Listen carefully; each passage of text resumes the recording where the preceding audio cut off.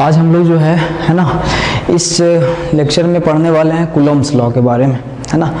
Class 10 में भी important है और 12th का ऐसे टॉपिक है, तो 10th बेसिस पे हम लोग पढ़ेंगे। बात यहाँ पे ये हो जाता है कि जैसे हम लोग पहले पढ़ चुके हैं कि एक प्लस चार्ज है, एक प्लस चार्ज है, ये दोनों प्लस प्लस जो है रिपेल करता है, माइनस माइनस है तो वो भी रिपेल करता है, एक प्लस है एक माइनस है तो वो अट्रैक्ट करता है, एक माइनस है एक प्लस है तो वो अट्रैक्ट करता है, यानी कहीं रिपल्सन हो रहा है कहीं अट्रैक्शन हो रहा है। सिमिलर चार्ज है तो रिपल्सन है और डिसिमिलर यानी अनलाइक चार्ज है तो वो अट्रैक्शन हो रहा है। अब आप खुद बताइए कि अट्रैक्शन और रिपल्सन जो हो रहा है, रिपल्सन को आप बोल सकते हैं पुश, यानी धक्का देता है, रिपेल कर देता है, और अट्रैक्शन का मतलब हो जाता है क्या चीज़, पुल।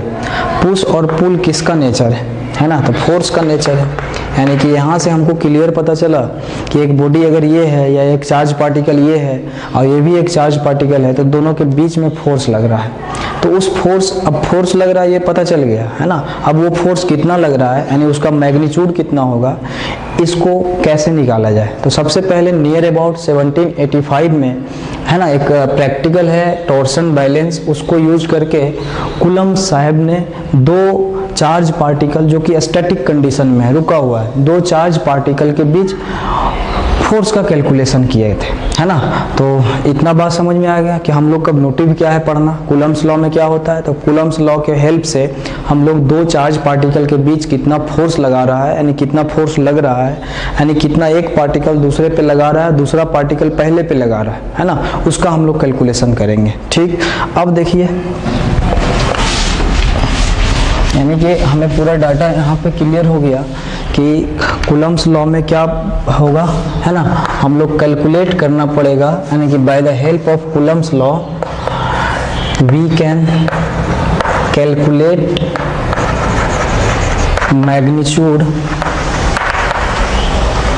Of force. कौन सा फोर्स, तो इलेक्ट्रिकल या इलेक्ट्रोस्टैटिक बोल सकते हैं, electrical force.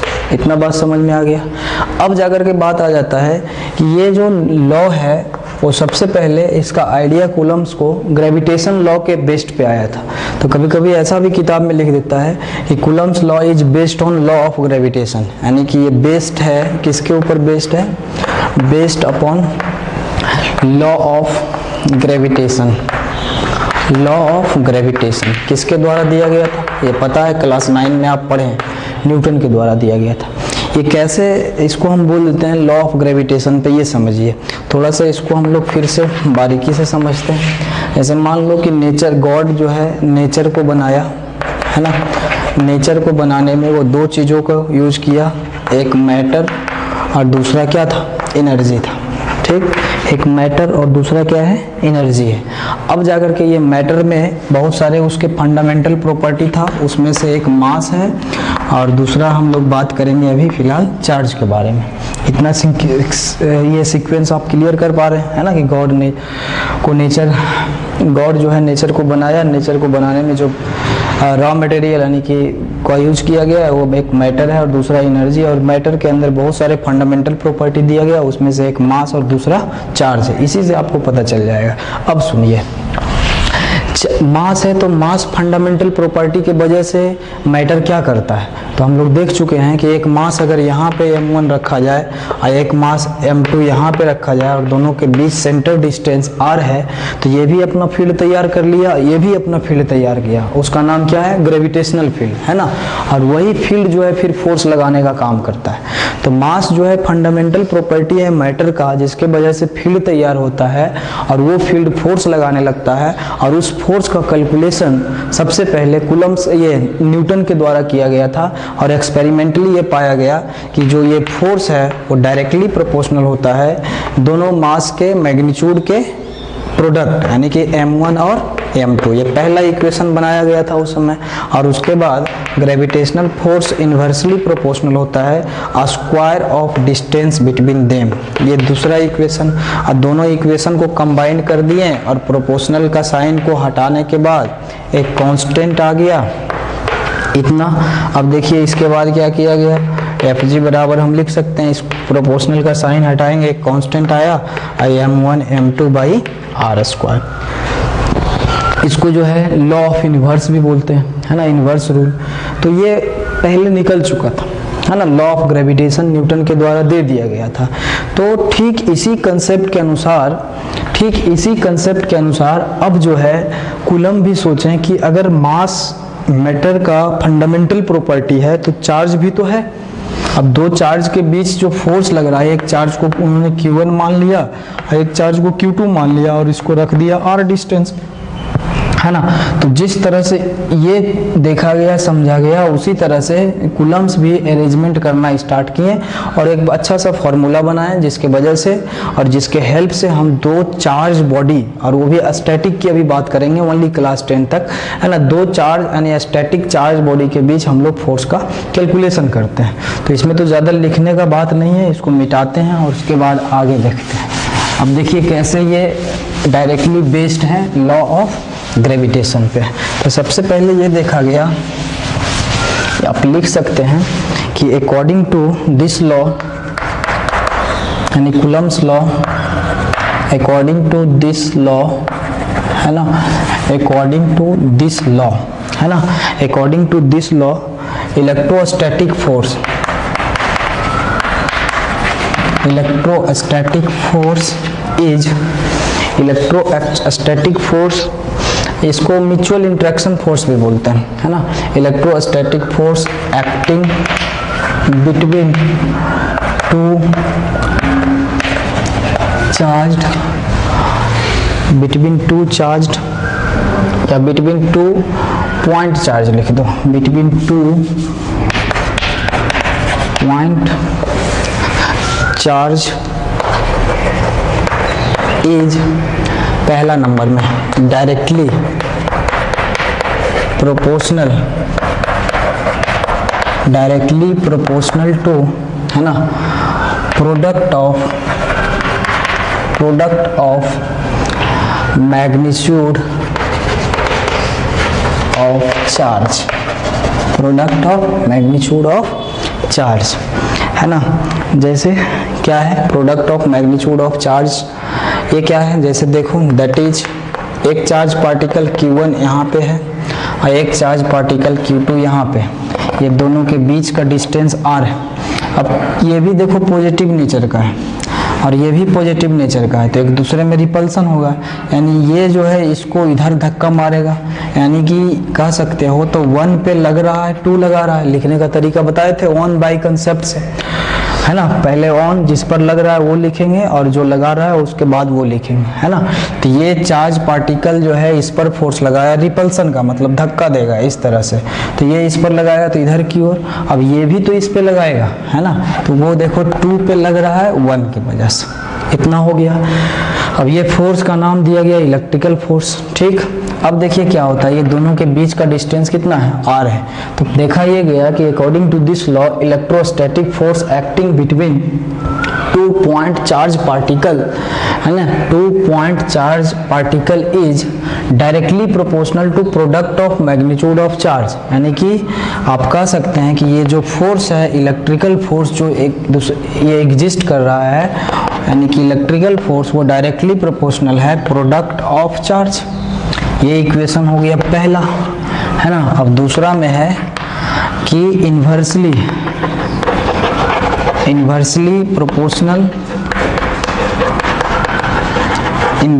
Proportional to square of distance between them,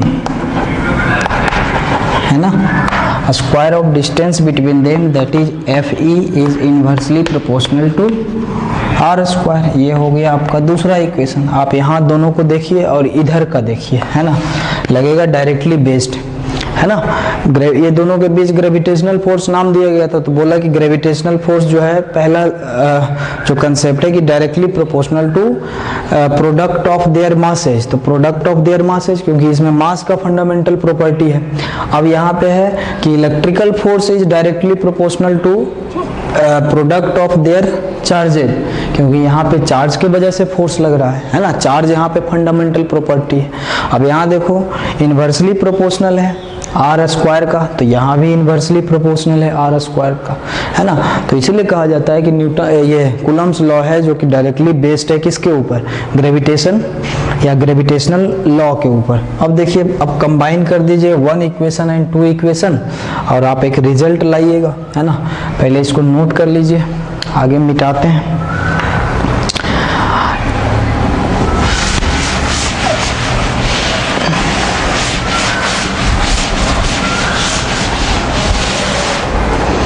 अब देखिए इसमें क्या हुआ कि कंबाइंड इक्वेशन करते हैं 1 एंड 2, कंबाइंड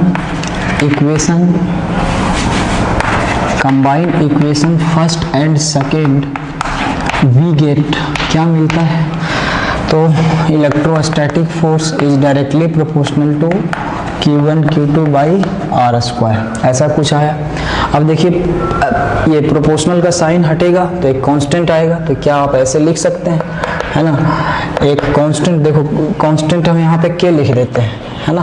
तो K या C भी लोग यूज करते हैं। एक कांस्टेंट टर्म आया और Q1 Q2 by R square, यहाँ बगल में ही लिख दो।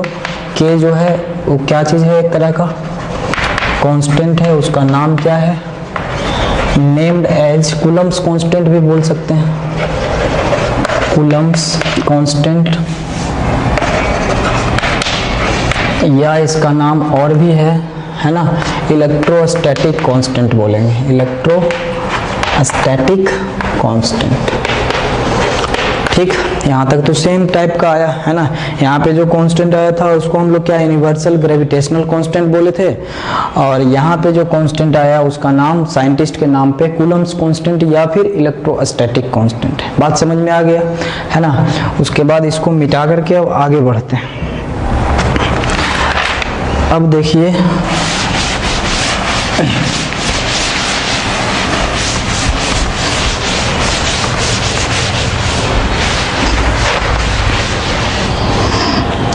नोट में हम एक चीज लिखने जा रहे हैं जो कि डिफर हो जाता है लॉ ऑफ ग्रेविटेशन से, कि the value of K is depends on property of medium in which charges are kept. ठीक है ना। सिक्के का जो वैल्यू है वो डिपेंड करता है मीडियम में जिसमें कि वो चार्ज रखा हुआ है। लेकिन बात करें यहाँ पे जो ग्रेविटेशनल फोर्स आया था capital G m1 m2 by R square, तो यहाँ G का वैल्यू कितना निकाला गया था कैवेंडिश के द्वारा, 6.67 into 10 to the power -11 newton metre square kg-2 ऐसा था। पता है इसका नाम दिया गया था universal gravitational constant. Universal gravitational constant, universal word का मतलब ये है कि ये इंडिपेंडेंट है जगह से, टाइम से, फिजिकल कंडीशन से, कोई भी मीडियम के प्रॉपर्टी पे ये डिपेंड नहीं करता, इसीलिए इसको बोला गया यूनिवर्सल। ब्रह्मांड में कहीं भी इसका वैल्यू है ना, इस तरह से मास था m1 और m2 दोनों के बीच का दूरी r था, तो चाहे मास को आप पानी में रख दीजिए, हवा में रख दीजिए, पेट्रोल में रख दीजिए, कहीं भी रखिए मास को, यानी कि मीडियम ये दोनों के बीच कुछ भी हो तो g का वैल्यू हमेशा इतना ही रहेगा।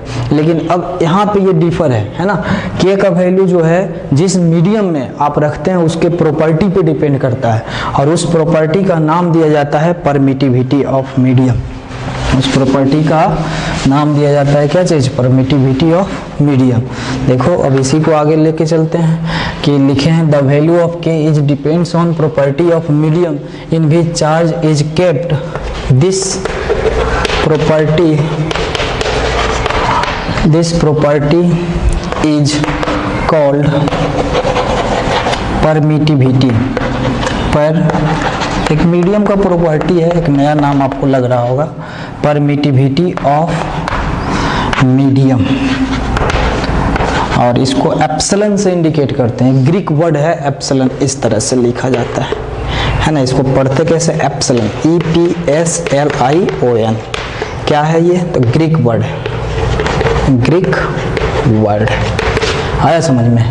अब देखिए के का वैल्यू जब एक्सपेरिमेंटली निकाला गया तो देखो कैसे आ गया। नाउ अब इसको थोड़ा सा और इलोंगेट करते हैं। इतना तक तो सबको समझ में आ गया होगा। अब देखिए इलेक्ट्रिकल फोर्स का वैल्यू इतना लिखने के बाद इसका जो वैल्यू कैलकुलेट किया गया तो आता है 1/4 पाई एप्सिलॉन और ऊपर में Q1 Q2 by R square. ये है आपका बात, है ना। ये जो 1/4 पाई एप्सिलॉन है वो के जगह पे वैल्यू आया, कैसे करके, तो कैलकुलेट करके, है ना। अब देखिए इतना तक हो गया, पहले इसको नोट कर लीजिए, उसके बाद आगे बढ़ते हैं। बहुत ही सिंपल है ना। नेक्स्ट अब जो है आगे हम लोग क्या देखेंगे, इसके ऊपर क्वेश्चन वगैरह है।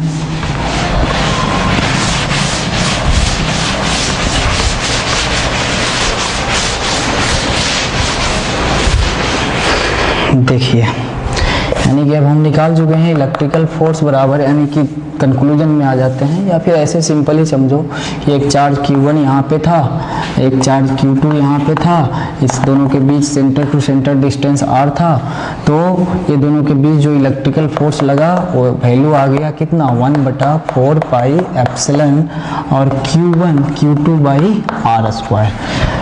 अगर इससे भी पहले और लिखना चाहते हैं तो एक बात और लिख सकते हैं, वो भी कि स्टार्टिंग से ही कि एफ ई का वैल्यू कितना आया था, के Q1 Q2 by R square, और उसके बाद इसको फिर सॉल्व किया गया तो आया 1/4 pi epsilon Q1 Q2 by R square.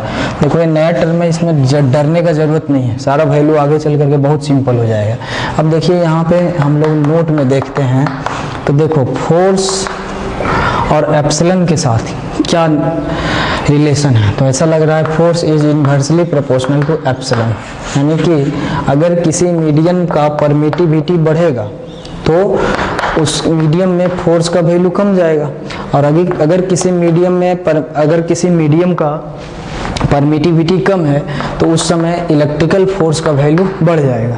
कहने का मतलब क्या हुआ कि जैसे मान लो Q1 Q2 चार्ज है ना, एक मीडियम में रखा गया तो उस समय उसका परमिटिविटी कम था, है ना, कम था, तो फोर्स का वैल्यू ज़्यादा हो गया।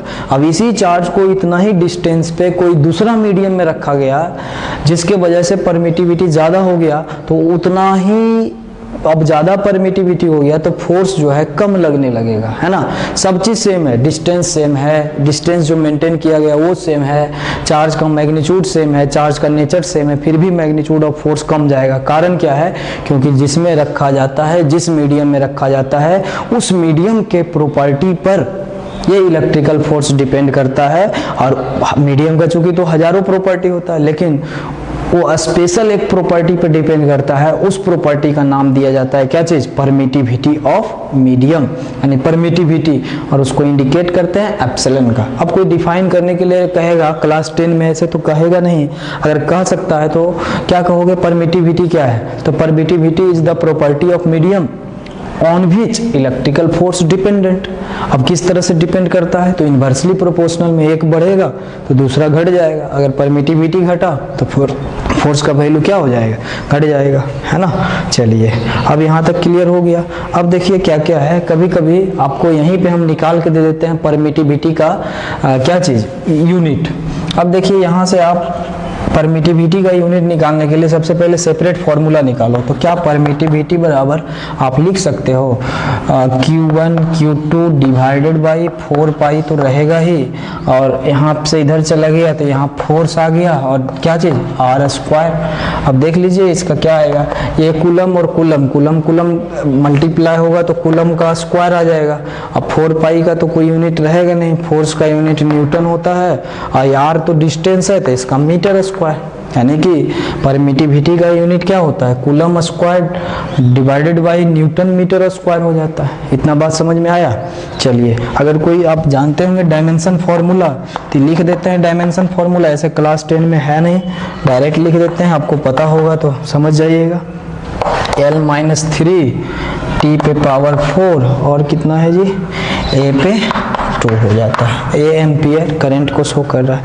अच्छा ये कौन सा यूनिट निकला जी, तो यहाँ पे हम बात करेंगे ये कौन सा यूनिट है, SI यूनिट है किसका, ऑफ परमिटिविटी। फिर बात को समझना कौन सा है, SI यूनिट परमिटिविटी का, एप्सिलॉन का।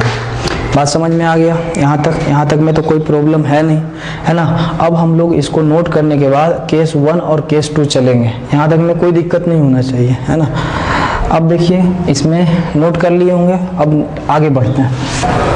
अब देखिए हम लोग केस 1 में क्या पढ़ने वाले हैं कि if charge is placed in vacuum, vacuum को फ्री स्पेस भी बोला जाता है, यानी कि क्या है कि अगर Q1 चार्ज है और Q2 चार्ज है ना, Q1 और Q2 पॉइंट चार्ज लिया गया और दोनों के बीच का दूरी कितना है, R।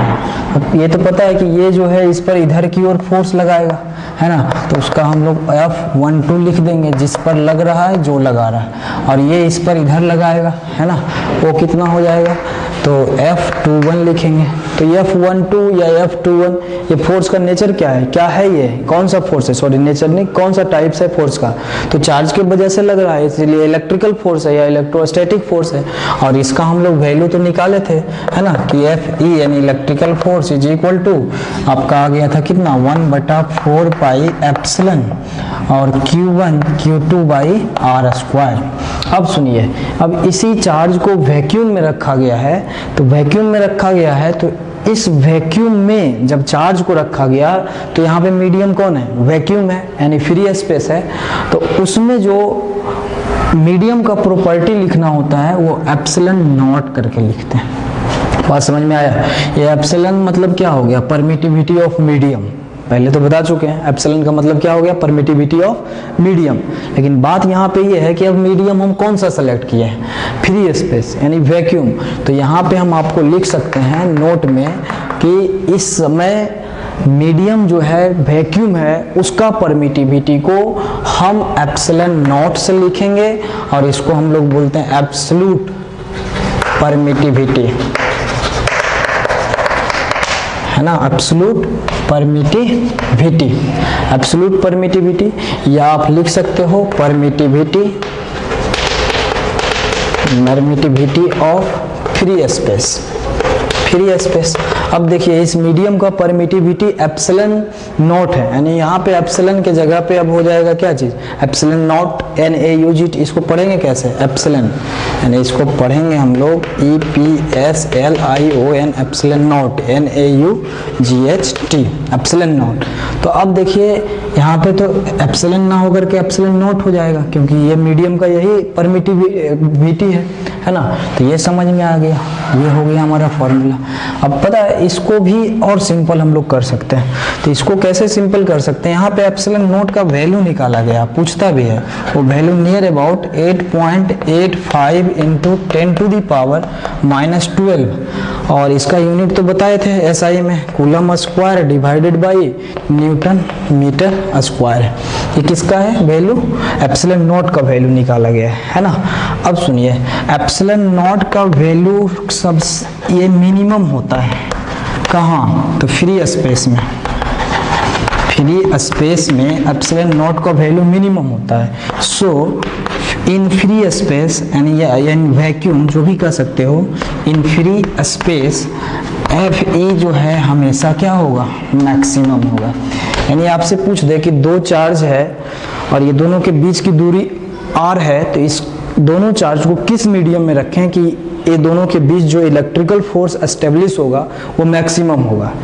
तो आप उस मीडियम को सेलेक्ट कीजिएगा जिसका परमिटिविटी सबसे कम है, और सबसे कम परमिटिविटी देखा गया तो किसका है, कौन सा मीडियम का, फ्री स्पेस का है। अब फ्री स्पेस का है तो इस तरह का कहानी दे दिया गया है ना, फ्री स्पेस में है तो हम बात कर लिए कि इन फ्री स्पेस अब परमिटिविटी मिनिमम है ना, परमिटिविटी मिनिमम है, इसका मतलब इलेक्ट्रिकल फोर्स क्या हो जाएगा, मैक्सिमम हो जाएगा। इतना बात समझ में आया? थोड़ा सा जगह कम है, नोट कर लीजिए, आगे बढ़ते हैं। नोट कर लो पहले, है ना, पॉज करके आगे बढ़ते हैं। अब देखिए कभी कभी CGS यूनिट में भी क्वेश्चन रहते हैं, तो उसमें क्या करना पड़ेगा वो बता रहे हैं। अभी तक हम लोग फिर यही चल रहा है केस 1, यानी K का वैल्यू हम लोग को क्या निकाला गया, K का वैल्यू कितना मिल गया जी 1, यानी कि आ गया K का वैल्यू आपका 1/4 पाई एप्सिलॉन नॉट। अब देखिए एप्सिलॉन नोट का भी वैल्यू पता है, पाई का भी वैल्यू पता है, 4 तो है ही, तो इसको कैलकुलेट किया गया। तो इसको कैलकुलेट करने के बाद SI यूनिट में कितना वैल्यू आता है और उसके बाद फिर CGS यूनिट में कितना वैल्यू आता है वो लिखने जा रहे हैं। तो इस फेज में हम लोग लिखेंगे कौन सा यूनिट में, SI यूनिट में। तो SI यूनिट में इसका वैल्यू आ जाता है 9 × 10⁹ और देखो K का है तो इसका यूनिट आप निकाल सकते हो। कैसे निकलेगा, तो देखो फोर्स बराबर क्या था, 1/4 pi epsilon naught Q1 Q2 by R square. आपको जिसका यूनिट चाहिए उसका एक सेपरेट फॉर्मूला बना लो। तो आपको चाहिए K का यूनिट ना, तो ये इतना के यानी कि ऐसे ही तो पहले लिखा हुआ था K इतना, तो K का चाहिए तो आप क्रॉस मल्टीप्लाई कर दो, FR square divided by Q1 Q2 is equal to, तो K लिख सकते हैं, है ना। वही K के बारे में तो बात चल रहा है। तब देखिए इसको क्या लिखेंगे, इसका unit newton metre square divided by coulomb का स्क्वायर, मतलब ठीक परमिटिविटी का उल्टा। परमिटिविटी में क्या न्यूटन मीटर स्क्वायर नीचे था, अब जाकर के हम लोग K का यानी कूलम्स कांस्टेंट का वैल्यू तो इतना आ गया, वो SI में आया। अगर आप इसको CGS में निकालिएगा यानी ESU जिसको कहते हैं, CGS में निकालिएगा, CGS यूनिट में, तो इसका वैल्यू 1 आएगा। अब बताओ न्यूटन के जगह तो पता ही है आपको डाइन होगा, सेंटीमीटर स्क्वायर होगा, और कूलम के जगह पे क्या होगा, स्टैट कूलम का होल स्क्वायर। और एक चीज और बता दें, SI और MKS में सेम आता है, तो यहाँ पे नोट कर लीजिएगा। ठीक, इतना बात समझ में आया। यानी कि फिर से एक बार हम दोहराना चाहेंगे, बात को समझिए, जितना बढ़िया से इसको समझिएगा उतना ज़्यादा न्यूमेरिकल आपको बनेगा, है ना। देखिए कभी कभी कुछ लोग ऐसा भी बोल देते हैं कि 10 में ये सब पढ़ना नहीं है ना, डायरेक्ट क्यों बताया जाता है ऐसे वैसे, है ना। अभी से फाउंडेशन अच्छा रहेगा तो आगे आपको आसान हो जाएगा, है ना। और 10th में पढ़ना नहीं है तो फिर NCERT ये बहुत सारे कॉम्पिटिटिव एग्जाम में क्वेश्चन भी अराइज कर रहा है ना, भीड़ को छाटने के लिए। तो इसीलिए हम लोग इसका देखो, अब समझो, यानी कि K का वैल्यू इतना आ गया था, ठीक। अब इसका SI यूनिट में इसका वैल्यू कैलकुलेट किया गया इतना, और यूनिट बता है। इस CGS में इसका मात्र 1 वैल्यू होता है, CGS में इसका वैल्यू कितना 1, और बाकी यूनिट हम लिख दिए। अब ये सारा चर्चा हो रहा है जब चार्ज को कहाँ रखा गया है, चार्ज को रखा गया है फ्री स्पेस में, या एयर में रखोगे तो भी ज़्यादा फर्क पड़ने वाला नहीं है। चलिए अब जाकर के हम लोग केस 2 में बात करेंगे, है ना। केस 2,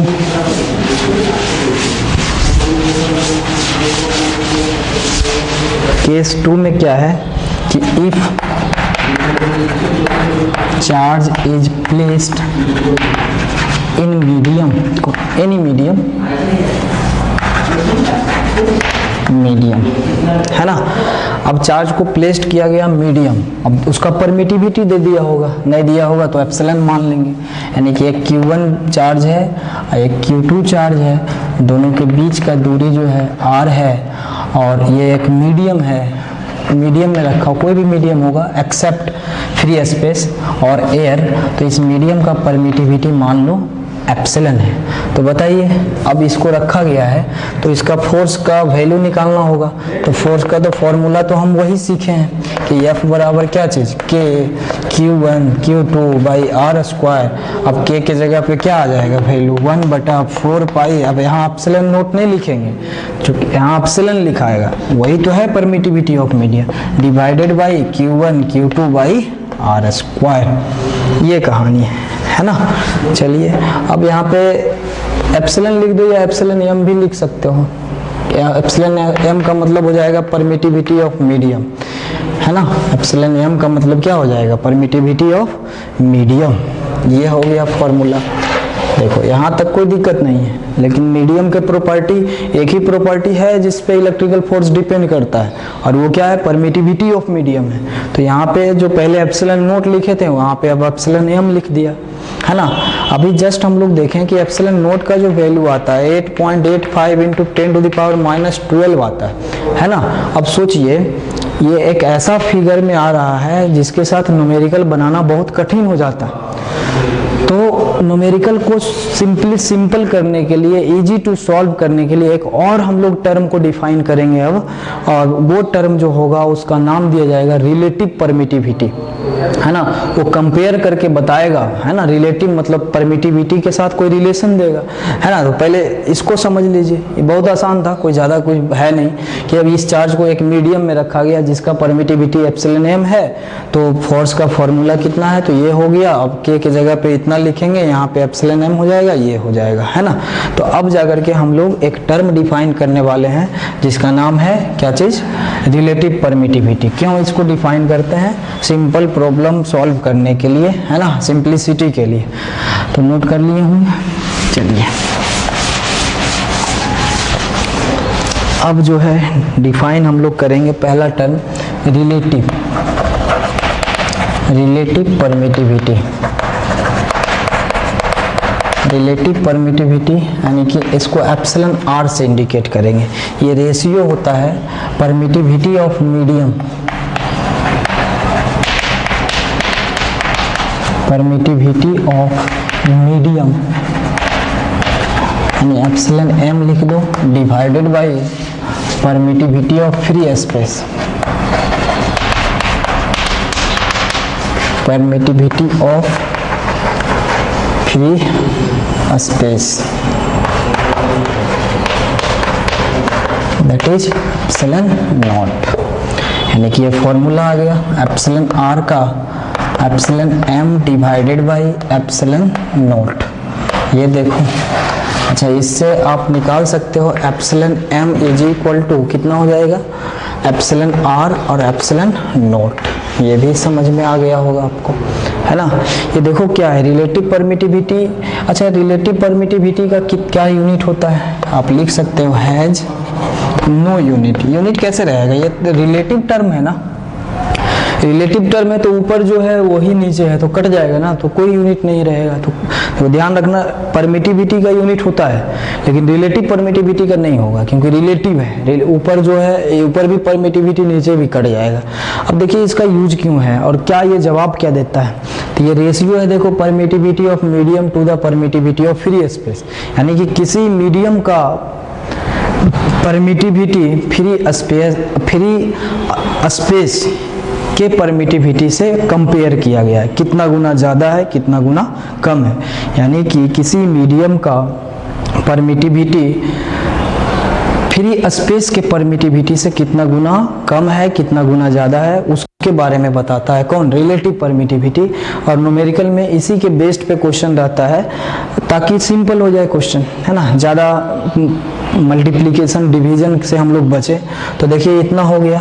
नाउ अब बताओ, अब जो फॉर्मूला आप पढ़े थे कि F बराबर जो था 1/4 pi epsilon m Q1 Q2 by R square, क्या आप इसको इस तरह से लिख सकते हैं 1/4 पाई और एप्सिलॉन m के जगह पे एप्सिलॉन नोट और एप्सिलॉन r लिखा जा सकता है। पहले हम एप्सिलॉन नोट ही लिख देंगे और उसके बाद epsilon r divided by Q1 Q2 by R square, इतना हो जाएगा। ये फोर्स जो है वो मीडियम में निकाल रहे हैं तो FM लिख देंगे यानी कि मीडियम में निकाल रहे हैं। अब देखिए इतना हो गया। अब देखो TNH में डायरेक्ट क्वेश्चन इसके ऊपर दिया हुआ है। अब इसको तुम पहचानो तो इतना को कहीं दिख रहा है तो हम कहेंगे कि हाँ जरूर। तो वो कैसे, FM इज इक्वल टू इतना के बदले हम लिख सकते हैं कि फोर्स जो है वो कहाँ का है, फ्री स्पेस का है और डिवाइडेड बाई एप्सिलॉन r। और ये फोर्स किसका निकला, तो FM का मतलब होता है फोर्स मीडियम का। ध्यान देना, कुछ टेंशन नहीं है ज़्यादा, है ना। यानी कि फोर्स मीडियम का निकालना है तो अगर फोर्स फ्री स्पेस का दिया हुआ है तो उसको डिवाइड कर देंगे किसके साथ, डिवाइड करेंगे किससे, रिलेटिव परमिटिविटी से। यहाँ से देखो एक और फॉर्मूला आपको बन जाएगा। वो फॉर्मूला आपका क्या है, यानी कि फोर्स फ्री स्पेस का कह दे, फोर्स निकालना है क्या चाहिए, इलेक्ट्रिकल फोर्स फ्री स्पेस में कह दे तो आप कैसे निकालेंगे, फोर्स जो है मीडियम का हम मल्टीप्लाई कर देंगे किसके साथ, रिलेटिव परमिटिविटी के साथ। यही है कहानी, है ना, समझ में आ गया होगा पूरा, है ना। अब एक और बातें हैं उसको भी हम लोग सीख लेते हैं, है ना, उससे भी कभी कभी क्वेश्चन पूछा जाता है तो उसको भी बता देते हैं, है ना। चलिए, समझ में आ गया होगा इतना, कहीं दिक्कत तो नहीं है। ठीक, वैल्यू को सिर्फ पुट किए थे, उसके बाद कोरिलेट कर दिए फ्री स्पेस के फोर्स के साथ। एक और फॉर्मूला होता है रिलेटिव परमिटिविटी का, वो हम बताने जा रहे हैं, है ना। रिलेटिव परमिटिविटी का एक और फॉर्मूला है, उसको हम लोग डिफाइन करने जा रहे हैं। एक तो आ गया, है ना, रेशियो, और दूसरा जो है वो ये है कि फोर्स इन फ्री स्पेस, यानी कि F फ्री स्पेस कर लो divided by force in medium, force in medium, यानी कि F मीडियम। ये भी आप रेशियो कीजिएगा इस दोनों का तो आपको मिलेगा क्या चीज़, रिलेटिव परमिटिविटी, यानी कि epsilon R is equal to force in क्या चीज़, free space divided by force किस क्या चीज़ का, मीडियम का। ठीक, ये नोट कर लीजिए।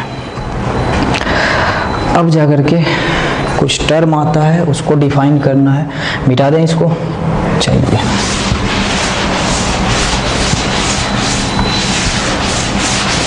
ध्यान देना कि कोई पूछ देगा कि रिलेटिव परमिटिविटी फ्री स्पेस का कितना होगा, यानी आपको कह रहा है निकालने के लिए रिलेटिव परमिटिविटी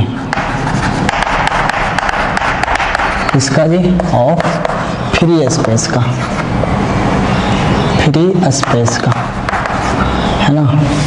मान लीजिए उसको एप्सिलॉन R से ही इंडिकेट करें तो क्या होता है, देखो फॉर्मूला क्या होता है, एप्सिलॉन R बराबर epsilon M divided by epsilon not.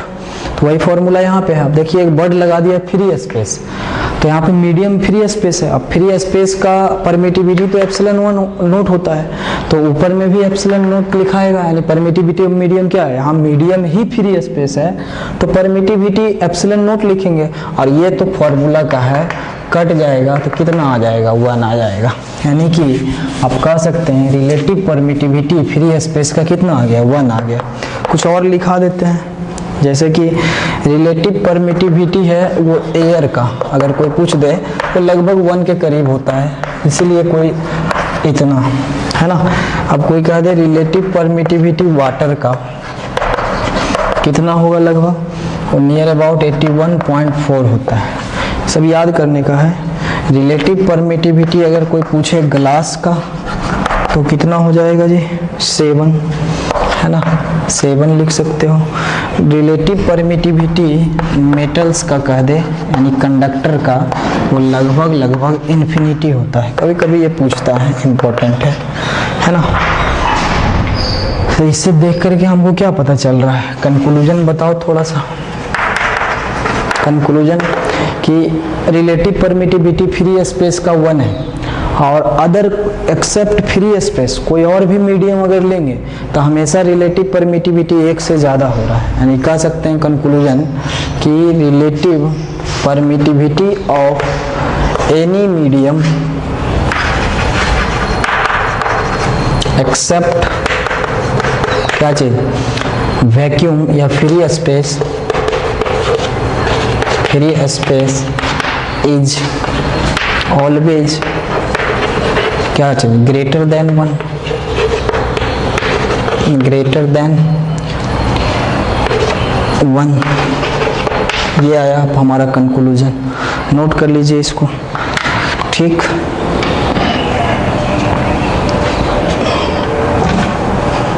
है ना।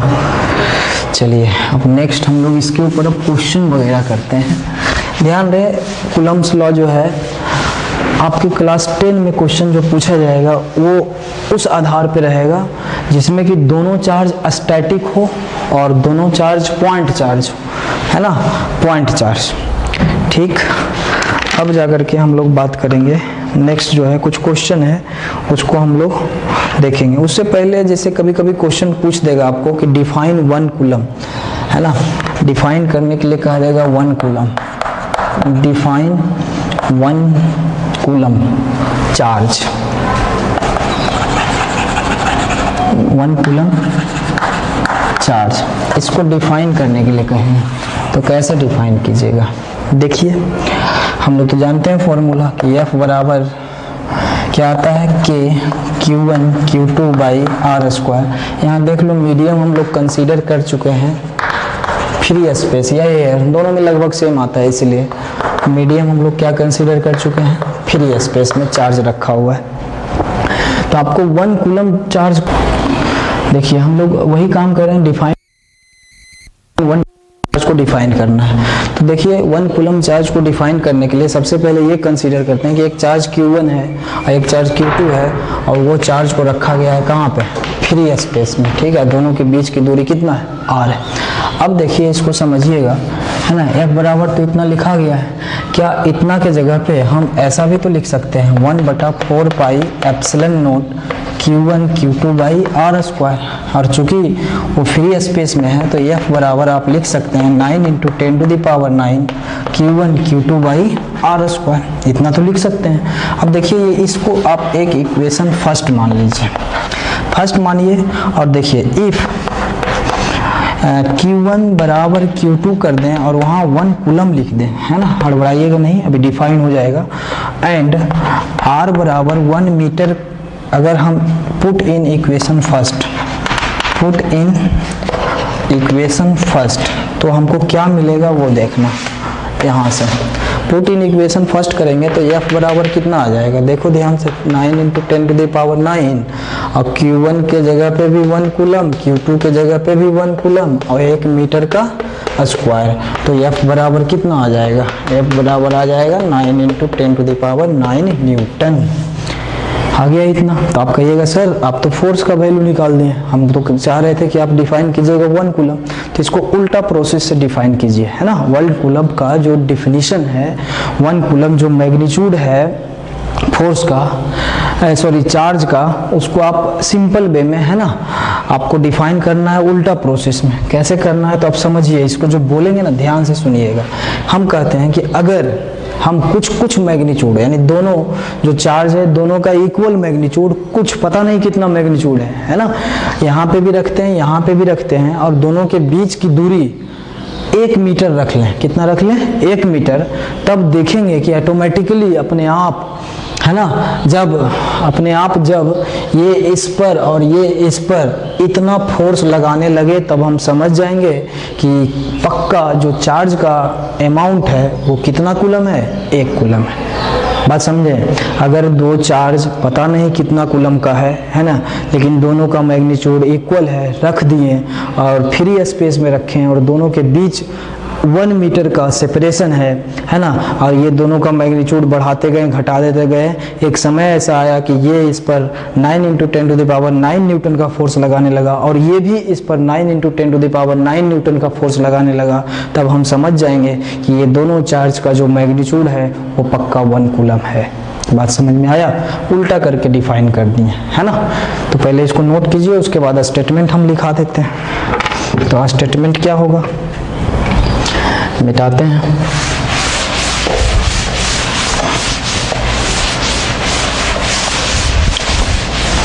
हाँ जी, स्टेटमेंट है कि डिफाइन 1 कूलम चार्ज, तो हम लिखेंगे कि 1 coulomb charge it is the magnitude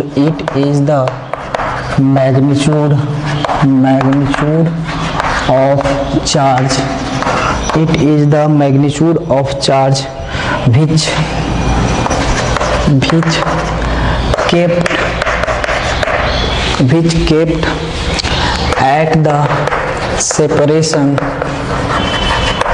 kept at the separation of 1 meter in free space and force between them exist 9 × 10⁹ Newton। अब सुनिए, हो गया ना। वही चीज़ है कि अगर एक ऐसा मैग्नीट्यूड है चार्ज का जो कि दोनों चार्ज का इक्वल मैग्नीट्यूड है और दोनों को अगर 1 मीटर के सेपरेशन में फ्री स्पेस में रखा गया और दोनों के बीच जो फोर्स का एस्टेब्लिशमेंट है वो 9 × 10⁹ न्यूटन हो जाए, तो हम कहेंगे कि जो आप चार्ज रखे थे वो कितना कूलम का है, 1 कूलम का है। ठीक, नोट कर लिए होंगे, नोट कर लीजिए। आगे का टॉपिक है, कुछ और भी है। जैसे ये भी कभी कभी पूछता है कि एफ का वैल्यू पॉजिटिव में आया नेगेटिव में आया तो आप क्या समझते हैं, तो इसको समझिए क्या है ना। इसमें केस हम लोग कंक्लूजन में थोड़ा देख लेते हैं। नोट में लिख लो कि इफ है ना बोथ चार्जेज आर सिमिलर, एक जैसा है, या फिर both charges are like charges है, दोनों चार्जेज कैसा है तो लाइक चार्ज। तो देखिए मान लेते हैं शुरू में कि एक प्लस क्यू है और दूसरा भी प्लस क्यू है और दोनों के बीच का दूरी कितना है, आर है। तो बताइए फोर्स का वैल्यू कैसे निकलेगा, के Q1 Q2 by R square. अब इसमें साइन के साथ पुट कीजिए वैल्यू को, तो साइन के साथ पुट करेंगे तो के Q1 की जगह पे प्लस Q1, Q2 की जगह पे प्लस Q2 और डिवाइडेड बाई आर स्क्वायर लिख देंगे। तो अब कंक्लूजन कैलकुलेट कीजिएगा तो एफ का जो वैल्यू आएगा, इसको कैलकुलेट करने के बाद एफ का जो वैल्यू आएगा वो पॉजिटिव में आएगा। तो पॉजिटिव का मतलब होता है repulsive in nature, repulsive in nature, समझे। ऐसे भी देखो दोनों एक जैसा है तो रिपेल ही करेगा। तो पहचान क्या है रिपल्सिव का थ्योरेटिकल बेस्ड से, तो देखो हम कर दिए, दोनों का वैल्यू हम साइन के साथ रखें तो एफ का वैल्यू पॉजिटिव आ गया, तो पॉजिटिव आएगा। जब जब एफ का वैल्यू पॉजिटिव आ जाएगा कूलम्स फोर्स का वैल्यू, एफ क्या है इलेक्ट्रोस्टैटिक फोर्स या कूलम्स फोर्स कह सकते हैं, तो इसका वैल्यू अगर पॉजिटिव आएगा तो हम कहेंगे ये कैसा नेचर का है, रिपल्सिव नेचर का है। तो आप कहिएगा ये तो प्लस वाला करके दिखा दिए, लाइक चार्ज में तो दोनों माइनस भी होता है, उसको भी करके बताइए। तो इसको जल्दी से नोट कीजिए पॉज करके, अब आगे हम बढ़ते हैं। तो अगर मान लीजिए कि यहाँ पे हम माइनस लिख दिए और यहाँ भी माइनस लिख दिए, तो साइन के साथ लीजिए, इसको फॉर्मूला में पुट कीजिए। आपको पता है कि माइनस गुना माइनस कितना हो जाता है, ये भी तो पॉजिटिव होता है, तो भी तो वैल्यू पॉजिटिव ही आएगा, है ना। तो देख लीजिए रिपल्सिव इन नेचर का है। ठीक, अब हम लोग केस 2 पे डिस्कस करेंगे, यानी नोट ये फर्स्ट था, अब नोट हम सेकेंड लिखेंगे, नोट सेकेंड की बात करेंगे।